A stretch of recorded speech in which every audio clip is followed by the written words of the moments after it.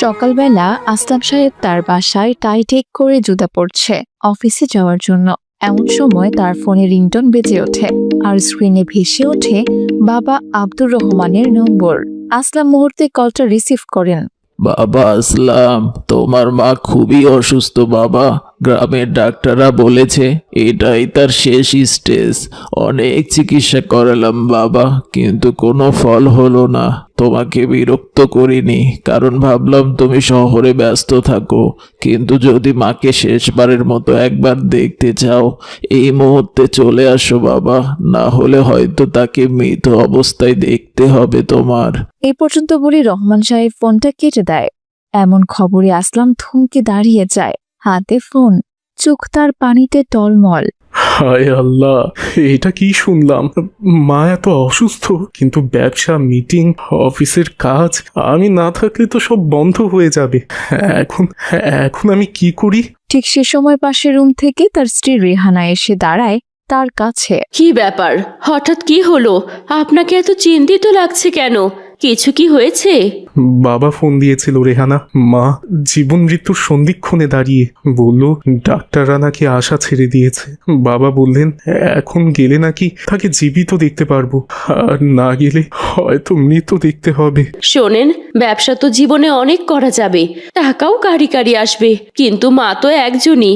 আজ যদি আমরা না যাই, এই আফসোস সারা জীবন আমাদের বয়ে বেড়াতে হবে। তাই চলুন আমরা এখনই রওনা দেই।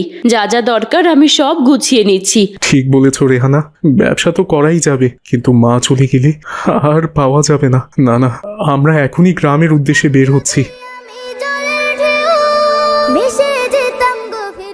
বাসার সামনে গাড়ি নিয়ে প্রস্তুত আসলাম। এদিকে রেহানা দ্রুত ব্যাগ গুছিয়ে চলে এসেছে। আমরা তো রেডি, কিন্তু রাফি আর মিলি তো স্কুলে গেছে। এখন ওদের কি হবে? আচ্ছা, আপনি চিন্তা করবেন না, ওদের স্কুল থেকেই নিয়ে নিব আমরা। আপনি গাড়ি স্টার্ট করুন, আমি সবকিছু গুছিয়ে নিয়েছি। আসলাম মাথা নাড়েন। আসলাম নিচেই স্টিয়ারিং ধরে গাড়ি চালিয়ে বেরিয়ে পড়েন। শহরের রাস্তায় চলছে গাড়ি। কিছুক্ষণ পর রাফি ও মিলি স্কুল গেটে চলে আসে। রাফি আর মিলি এর সময় বাবা মাকে দেখে তো অবাক হয়ে যায়। শিক্ষকের অনুমতি ইতিমধ্যে আসলাম সাহেব নিয়ে নিয়েছে ফোন করে।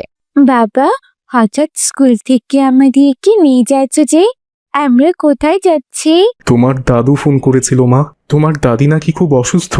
ডাক্তাররা বলেছে শেষ স্টেজ তার। কখন কি হয় তা বলা যায় না, তাই শেষবারের মতো তাকে আমরা দেখতে যাচ্ছি মা। বাবার এমন কথায় মিলি অবাক হয়ে তাকায়। কণ্ঠ তার কেঁপে ওঠে। কি বলছো বাবা? দাদি এত অসুস্থ আর তুমি আমাদের এখন জানাচ্ছ? আমরা তো কিছুই জানতাম না। তোমার দাদু আমাকে একটু আগেই ফোন করেছে মা, তাই তাড়াহুড়ো করে বের হতে হয়েছে। আল্লাহ যেন দাদিকে তাড়াতাড়ি নিয়ে না যায় বাবা। দাদি কত ভালো মানুষ। গ্রামে গেলে দাদির সাথে কত মজা করতাম, কত রকম রান্না করে খাওয়াতো দাদি আমাকে। হ্যাঁ বাবা, প্রায় 6 মাস দাদির সাথে কোনো দেখা নেই। খুব মনে পড়ছে দাদির সেই হাসি। আমাদের মাথায় হাত রেখে দাদি কত দোয়া করতো। সবকিছু চোখের সামনে ভাসছে আমার। গাড়ি চলছে। গাড়ির ভেতর সবার ভারী নীরবতা। সবার মুখে একই প্রার্থনা, দোয়া করো মা, আল্লাহ যেন তোমার দাদিকে সুস্থতা দেন, আর জীবিত অবস্থায় আমরা যেন দেখতে পারি। গাড়ির হেডলাইট অন্ধকার ভেদ করে এগিয়ে চলছে। আসলাম স্টিয়ারিং এ নীরবে বসে আছে। গাড়িতে হালকা নীরবতা। হঠাৎ গাড়ি থেমে যায়। রেহেনা, এক কাজ করি, এই বামে যে রাস্তা আছে ওটা দিয়ে যাই। ওইটা হচ্ছে শর্টকাট রাস্তা। এই রাস্তায় গেলে গ্রামে তাড়াতাড়ি পৌঁছাতে পারবো। রাস্তা কি এটা ঠিক আছে? রাস্তা তো ভালো, তবে একটু ভয়ের আছে। ওই তো ঝোপঝাড়, বন জঙ্গল একটু বেশি আর কি। সুন্দরবনের ধার ঘেঁষে চলে গেছে তো রাস্তাটা, এজন্য আর কি। কখনো কখনো ওই বন্য প্রাণী রাস্তায় দেখা যায়। তবু গাড়ি যেহেতু আমাদের বুলেট প্রুফ, আশা করি কোনো সমস্যা হবে না। বাবা, আমার কিন্তু খুব ভয় লাগছে। দাদির মুখে শুনেছি এই পথে সুন্দরবনের বাঘ, ভাল্লুক, হাতি এরা না রাস্তাটি দাঁড়িয়ে থাকে। কিছু হবে না মা, আমি আছি তো। আর আল্লাহ আমাদের সাথে আছেন। তোমরা শুধু আল্লাহর নাম নাও, সব ঠিকই হবে মা। রাত 12:05 গাড়ি গভীর জঙ্গলের ভেতর ঢুকে পড়ে। চারদিকে চিৎকার করছে ঝিঝি পোকা। হঠাৎই হেডলাইটের সামনে কিছু পড়লো। হায় আল্লাহ, একবার সামনের দিকে দেখুন। গাড়ির আলোতে দেখা গেল রাস্তার মাঝখানে বসে আছে এক অদ্ভুত নীল রঙের বিশাল বাঘ। বাবা, ওই দেখো বাঘ। হায় আল্লাহ, এটা আবার কেমন বাঘ? কি ভয়ঙ্কর দেখতে। বাঘ আবার নীল রঙের হয় নাকি? হায় আল্লাহ, বাবা ওইটা কি আসলে বাঘ নাকি কোনো জিন ভূত বলো তো?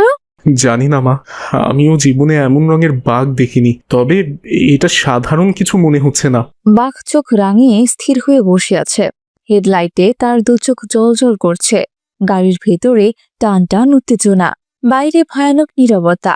জানি না বাবা, বাঘ নীল হয় কিনা তা আমার জানা নেই, কিন্তু এটা কি দেখে তো মনে হচ্ছে খুবই ভয়ঙ্কর কিছু।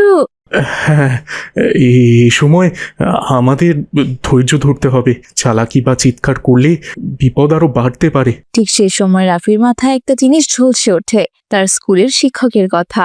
রাফি দ্রুত তার বাবাকে বলে, বাবা, এক কাজ করি।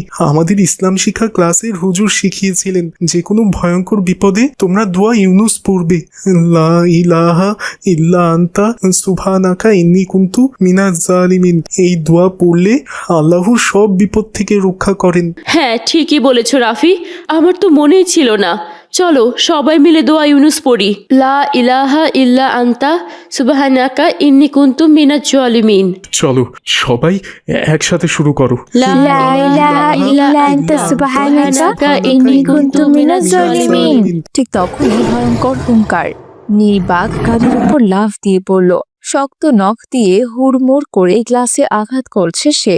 লা ইলাহা ইল্লা আনতা সুবহানাকা ইন্নী কুনতু মিনাজ জালিমিন। বাঘ আবারও লাফ দিয়ে সামনের উইন্ডশিল্ডে আঘাত করে, কিন্তু গ্লাস ভাঙতে পারে না। পড়ে যাও দোয়া সবাই, থামবে না। আল্লাহ আছেন তো, তিনি নিশ্চয়ই রক্ষা করবেন। লা ইলাহা ইল্লা আনতা সুবহানাকা ইন্নী কুনতু মিনাজ জালিমিন।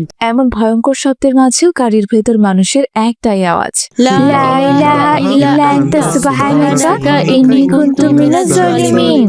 হঠাৎ বাঘের গর্জন ধীরে ধীরে কমে আসে। তার ভয়ানক চোখের জলও নিভে যাচ্ছে। বাঘ আর দাঁড়াতেই পারছে না, সে চোখ পাকাচ্ছে। বাবা দেখো, বাঘটা দুর্বল হয়ে যাচ্ছে। আল্লাহর রহমত আর দোয়া ইউনুসের শক্তিতে এটা সম্ভব হয়েছে। এরপর নীলবাঘ ধীরে ধীরে গাড়ি থেকে সরে যায়। তারপর অদ্ভুতভাবে গভীর বন জঙ্গলের অন্ধকারে মিলিয়ে যায়। কিছুক্ষণ পর একদম নিস্তব্ধতা নেমে আসে। আর বসে থেকো না, এখনই এখান থেকে আমাদের যেতে হবে। এরপর আসলাম সাহেব গাড়ির গতি বাড়ায়। সময় তখন রাত 2টা। তারপর গাড়ি গ্রামে ঢোকে। ঘরের ভেতর বিছানায় শুয়ে আছেন অসুস্থ বৃদ্ধা মা। চোখ ভিজে আছে, কিন্তু এখনো সে জীবিত, অপেক্ষা করছে তার সন্তানের জন্য। বাবা আসলাম, তুমি এসেছো। আল্লাহ রহম করেছেন বাবা, হয়তো শুধু তোমাকে দেখার জন্যই আল্লাহ আমাকে এখনো বাঁচিয়ে রেখেছেন। মা, আমাকে মাফ করো। আমার আরো আগেই আসা উচিত ছিল। কাজের পেছনে পড়ে গিয়েছিলাম মা, ক্ষমা করো আমাকে মা। দাদি তখন রাফি ও মিলিকে ডাক দেন। এই যে আমার নাতি নাতনি এত বড় হয়ে গেছে, কতদিন তোমাদের দেখিনি। দাদি জানো, আমরা এখানে আসতে বড় বিপদে পড়েছিলাম, কিন্তু দোয়া ইউনুস পড়ায় আল্লাহ আমাদের বাঁচিয়ে দিয়েছেন। দোয়া ইউনুস তো সত্যি অনেক কাজের দাদু ভাই। সুবহানাল্লাহ, যে এই দোয়া মন থেকে পড়ে আল্লাহ তাকে কখনো বিপদে রাখে না। আচ্ছা, আমরা তো মায়ের জন্য দোয়া ইউনুস পড়তে পারি। মাও তো কঠিন বিপদে আছেন, আল্লাহ তো মাকে এই যাত্রায় রক্ষাও করতে পারেন। হ্যাঁ হ্যাঁ, চলো একসাথে সবাই দোয়া ইউনুস পড়ি আর আল্লাহর কাছে সুস্থতার জন্য প্রার্থনা করি। লা ইলাহা ইল্লা আনতা সুবহানাকা ইন্নী কুনতু মিনাজ জালিমিন। দাদি চোখ বন্ধ করে আছে। ধীরে ধীরে তার কণ্ঠ শক্ত হয়, মুখে রং ফিরে আসে। আগের চেয়ে সে এখন অনেকটাই সুস্থ হয়ে গেছে। এভাবেই সে রাতটা কেটে গেল।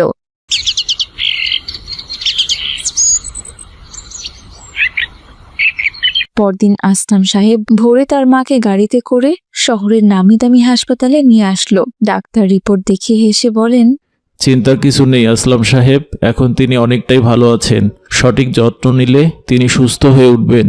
শুকুর আলহামদুলিল্লাহ, সবই আল্লাহর রহমত। এরপর থেকে আসলাম তার বৃদ্ধ বাবা মাকে আর পরিবারকে নিয়ে একসাথে শহরে থাকতে শুরু করে। বৃদ্ধা মাও তার সঙ্গে থাকেন। আমরা এতদিন বুঝিনি দোয়া ইউনুসের ভেতরে এত শক্তি আছে। হ্যাঁ বাবা, বিপদ হোক কিংবা অশান্তি, তাতে দোয়া ইউনুস পড়লেই মন শান্ত হয় আর আল্লাহ সাহায্য করেন। তো দেখলে তো ছোট্ট বন্ধুরা, দোয়া ইউনুসের শক্তি। তোমরাও কিন্তু যে কোনো বিপদে দোয়া ইউনুস পড়তে ভুলবে না। দোয়া ইউনুস তোমাদের সকল বিপদ থেকে রক্ষা করবেন। আজ তাহলে এখানেই বিদায় নিচ্ছি বন্ধুরা, ভালো থেকো তোমরা। আসসালামু আলাইকুম রহমতুল্লাহ।